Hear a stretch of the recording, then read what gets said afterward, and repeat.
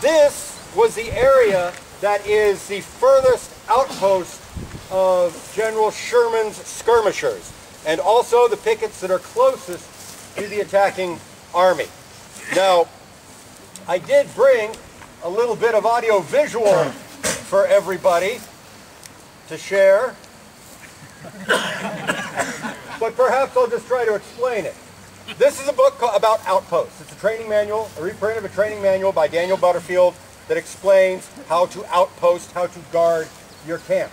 These are the instructions that Sherman would have given his subordinates on how to guard the camp.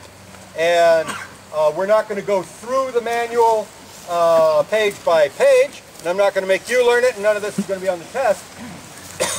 But I do want to give you the basic idea of how they're going to guard the camp. 5th Division. In this area, 12 infantry regiments, a few batteries of artillery, a cavalry regiment.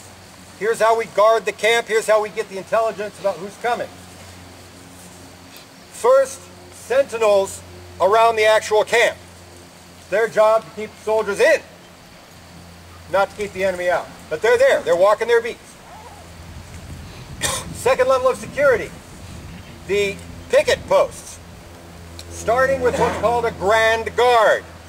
A grand guard might be a company of 100 men. If it's for a regiment, it might be a battalion of 500 or 1,000 men if their job is to picket the entire division front.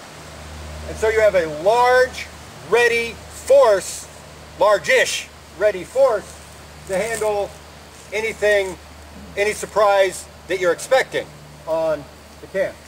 In front of the Grand Guards are going to be about 500 yards in front of the camp.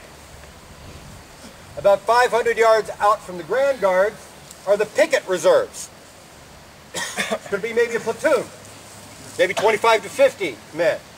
Awake all night, on guard, but not the people watching.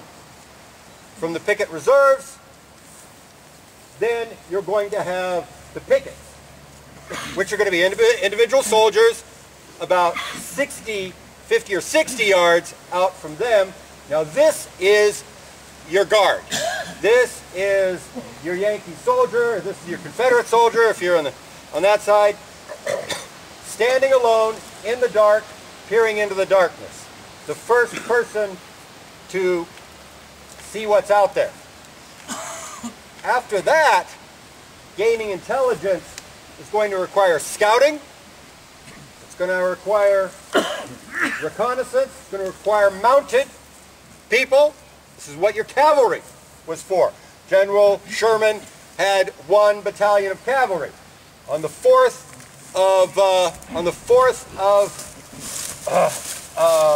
April, that battalion was a battalion of the 5th Ohio Cavalry. Very capable horsemen. That changed, and we're going to talk about that in a minute. But this is how he would screen his camp using the infantrymen at his disposal. Now we are going to walk across this field, and by the time we finish this walk, we're going to be at a place that's very familiar to a lot of you.